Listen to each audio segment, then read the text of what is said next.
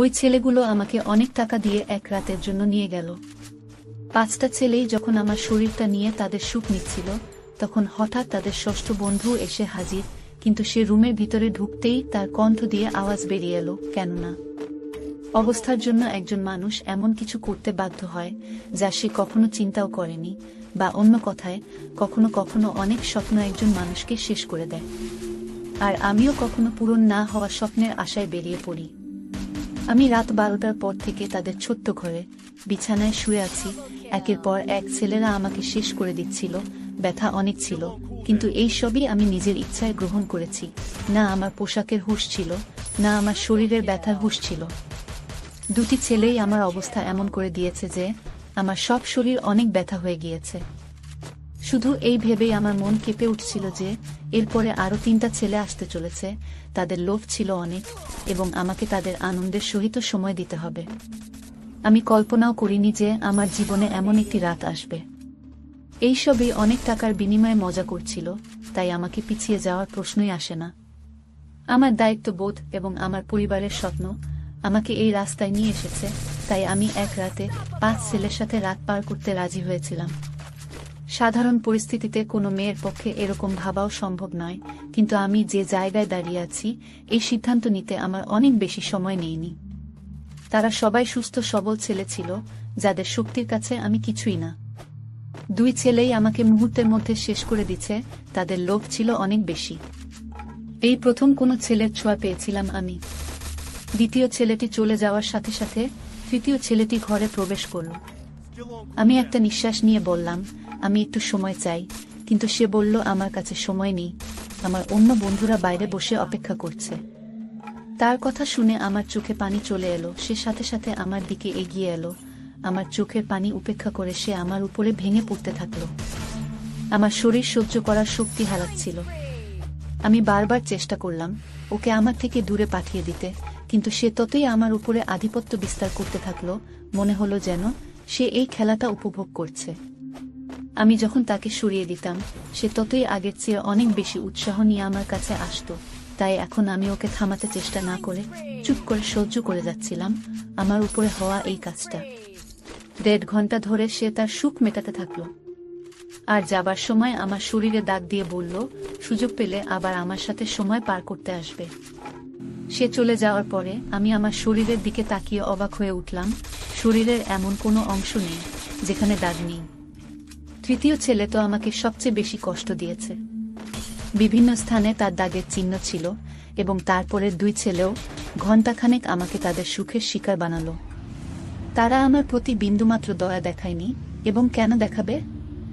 ওরা আমার একটা রাত একটা বড় অঙ্কের টাকার বিনিময়ে কিনেছে। তারা শুধু তাদের সুখ নিচ্ছে। আর এই একটা রাত আমার জীবনের সবচেয়ে অন্ধকার রাত হয়ে গিয়েছে। আমার অবস্থা এমন হয়েছিল যে আমার কোনো জ্ঞান ছিল না। ব্যথার কারণে আমি এদিক ওদিক ঘুরতেও পারছিলাম না। আমার চোখ আস্তে আস্তে বন্ধ হতে শুরু করে। তখনই তারা আমাকে বলল যে তাদের একজন বন্ধু এসেছে। তাকে অস্বীকার করার বা তার বিরুদ্ধে প্রতিবাদ করার মতো শক্তিও আমার অবশিষ্ট ছিল না। ষষ্ঠ ছেলেটি রুমে এসে আমার বিছানার কাছে এসে আমাকে দেখেই তার আওয়াজ বেরিয়ে এলো। কি কারণে তার আওয়াজ বেরিয়ে এলো তা জানলে আপনারাও অবাক হয়ে যাবেন। আমার নাম মধুমিতা, আর আমার বয়স তখন মাত্র 22 বছর। আমি গ্রাজুয়েশন করেছিলাম, কিন্তু আজকাল স্নাতক কিছুই নয়। বিএড করার পরেও মানুষ ডিগ্রি হাতে নিয়ে রাস্তায় রাস্তায় ঘুরে বেড়ায়। এটার সঠিক ধারণা আমি তখন বুঝতে পারি যখন আমি চাকরি খুঁজতে বের হলাম। প্রতিটি কোম্পানির সামনে তরুণ তরুণীদের একটা বিশাল লাইন, নিজের সময় আসার অপেক্ষায়। এমন অবস্থায় আমার মতো একটা মেয়ে কোথায় চাকরি পাবে, যার না আছে কোনো অভিজ্ঞতা, না কোনো বড় ডিগ্রি? কিন্তু চাকরি পাওয়াটা আমার অনেক প্রয়োজন হয়ে দাঁড়িয়েছিল, কারণ বাবা এই পৃথিবী ছেড়ে চলে যাওয়াতে আমাদের অবস্থা অনেক খারাপ হয়ে গিয়েছিল। বাড়িতে বাবাই একমাত্র উপার্জনকারী ছিলেন, আর আমরা 3 বোন অবিবাহিত ছিলাম। আমার বড় বোন শিক্ষিত না, তাই রোজগারের দায়িত্ব আমার উপরে এসে পড়ে। আমি যখন বাড়ি থেকে বের হলাম, তখন আমি বুঝতে পারলাম বাইরের জগৎটা কত কঠিন। এখন বুঝতে পারলাম বাবা কত কষ্ট করে আমাদের মুখে খাবার তুলে দিতেন। বাবার প্রতি আমার সব সময় রাগ হতো যে তিনি আমাদের ইচ্ছা পূরণ করেন না। আমার রাগে মন খারাপ হয়ে যেত, তবুও তিনি আমাকে অনেক আদর করে বলতেন, মা চিন্তা করিস না, একদিন তোরও ভাগ্য ফিরবে, কিন্তু সেই দিন আর এলো না। একদিন বাবা ঘুমের মধ্যে এই পৃথিবী থেকে চলে গেলেন।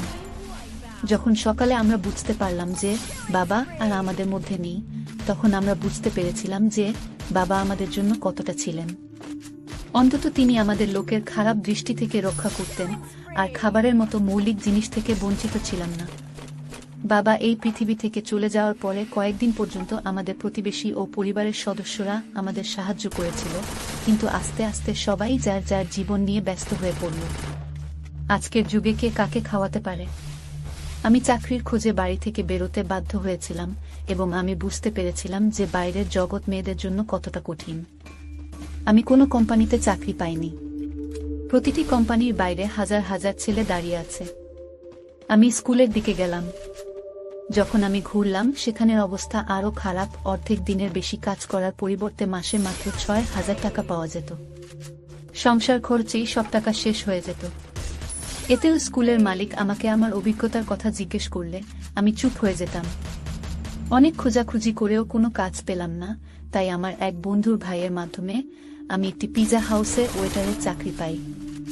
যেখানে সারাক্ষণ ছেলে মানুষের ভিড় থাকত, সেখানে একটা কালো রঙের কোট আমার হাতে তুলে দেওয়া হলো, যার উপরে পিৎজা হাউসের নাম লেখা ছিল। পরের দিন থেকেই আমাকে কাজের জন্য ডাকা হয়েছিল। তারা ওয়েটারের নামে একটি আধুনিক মেয়ে চেয়েছিল, যার শরীরের উপরে ছোট চুল ছড়িয়ে থাকবে এবং সে যেন অনেক মেকআপ করে ডাইনিং হলে দাঁড়িয়ে থাকে। আমি ইউনিফর্মটি আমার ব্যাগে রেখে বাড়ি ফিরে এলাম। আমি তখনও ঠিক করতে পারিনি যে আমি এই কাজটি করতে চাই কিনা, কারণ এটা আমার জন্য খুবই কঠিন কাজ। বাবা থাকতে আমাকে কখনোই প্রয়োজন ছাড়া বাড়ি থেকে বের হতে হয়নি। আর এত সব পোশাক পরে এত ছেলের মধ্যে পিৎজা হাউসে দাঁড়িয়ে থাকাটা আমার জন্য অনেক অস্বস্তিকর কাজ ছিল। কিন্তু ক্ষুধা একজন মানুষকে সবকিছু করতে বাধ্য করে। আমি যখন সেখান থেকে বাড়ি ফিরে আসি, তখন আমার মা দরজার দিকে তাকিয়ে দাঁড়িয়েছিলেন। আমাকে দেখে তার চোখে পানি চলে আসলো। আমি আমার মাকে জিজ্ঞেস করলাম তিনি দরজা পর্যন্ত কেন এসেছিলেন। তখন মা কাঁদতে শুরু করে বলল, মা, কারেন্ট মিটারের লোকজন এসে আমাদের বিদ্যুৎ সংযোগটা বিচ্ছিন্ন করে দিয়ে গেছে। মায়ের কথা শুনে আমার মনটা কেমন করে উঠল। এখন অনেক গরম, কারেন্ট ছাড়া বেঁচে থাকা অনেক কঠিন। কিন্তু গত 2 মাস ধরে আমরা বিল দিতে পারিনি, সম্ভবত সে কারণেই আমাদের বিদ্যুৎ সংযোগটা বিচ্ছিন্ন করে দিয়েছে। মায়ের চোখের পানি আমাকে সিদ্ধান্ত নিতে বাধ্য করে। আমি মাকে ধরে বললাম, আমি একটা ভালো জায়গায় চাকরি পেয়েছি, কাল থেকে আমাকে কাজে যেতে হবে।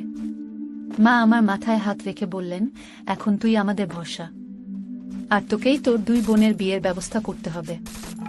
মা আমার উপরে একটি ভারী দায়িত্ব দিয়ে দিলেন। আমি ভাবছিলাম কিভাবে আমি এই দায়িত্ব পালন করব, কিন্তু আমাকেই এই দায়িত্ব পালন করতে হবে। মা জিজ্ঞেস করছিলেন আমি কোথায় চাকরি পেয়েছি, কিন্তু আমি তাকে বলতে চাইনি আমি কোথায় চাকরি পেয়েছি।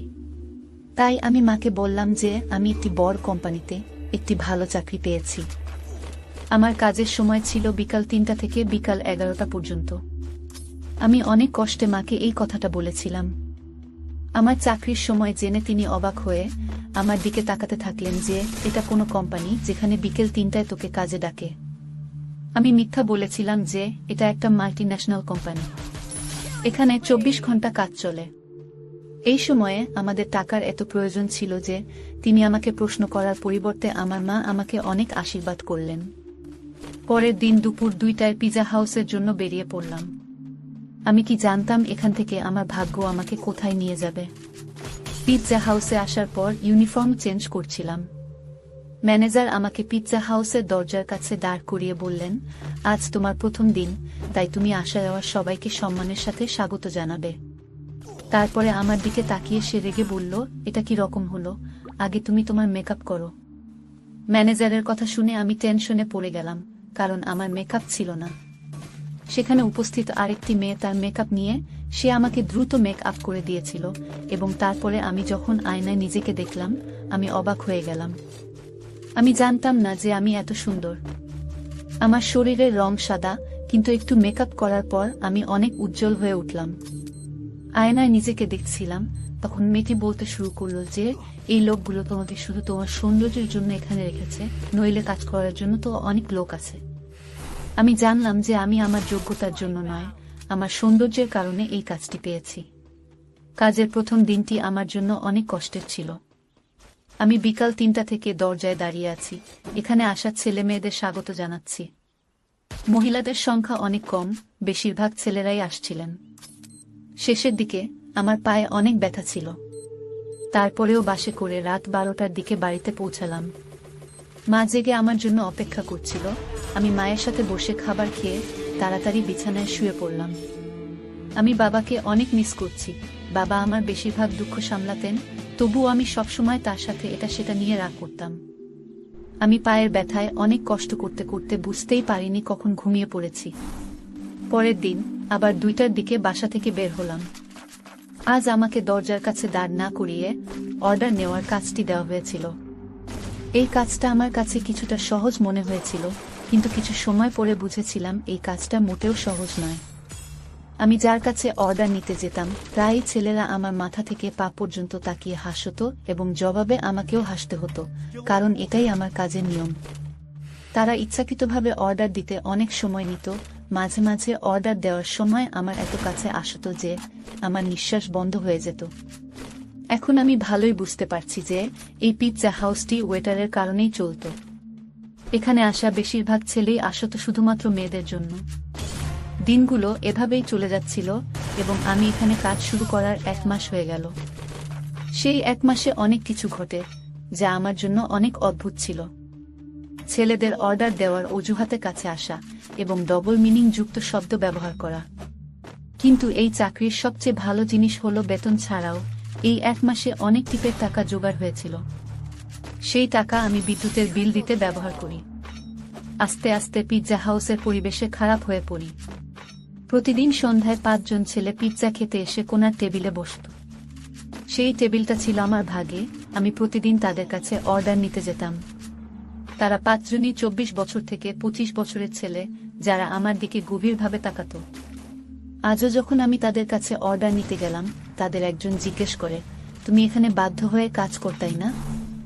আমি হ্যাঁ বলে দিলাম। সে সাথে সাথে তার কার্ডটি বের করে আমার সামনে রেখে বলল, তোমাকে অনেক ভদ্র মেয়ে বলে মনে হচ্ছে। যদি তোমার কোনো সাহায্যের প্রয়োজন হয় তবে দয়া করে আমাকে মনে রেখো। আমি কিছু না ভেবেই কার্ডটি নিয়ে আমার কোটের পকেটে রাখলাম। আমি যখন কার্ডটি নিলাম, সে হাসল। তারপরে এই চলতে থাকল। প্রতিদিন আমি তাদের অর্ডার নিতে যেতাম, তাদের একজন আমাকে প্রশ্ন করত। এইভাবে প্রতিদিনের কথা বলার কারণে আমাদের মধ্যে কিছুটা বন্ধুত্বপূর্ণ সম্পর্ক তৈরি হয়। 2য় মাসও দেখতে দেখতে পার হয়ে গেল। তারপরে একদিন মা আমাকে বললেন যে তোর বর দিদির খুব ভালো একটা সম্বন্ধ এসেছে আর তারা তাড়াতাড়ি বিয়ে করাতে চায়। মায়ের কথা শুনে আমি অনেক টেনশনে পড়ে গেলাম, কারণ সবে মাত্র আমি বাড়ির খরচ বহন করেছি, বিয়ের দায়িত্বের কথা ভাবতেও পারিনি। মা বলতে শুরু করেন, তোর কোম্পানি থেকে লোন নে, অনেক বড় কোম্পানি, লাখ টাকা লোন পেলেও তোর দিদির বিয়ে ভালোভাবে হয়ে যাবে।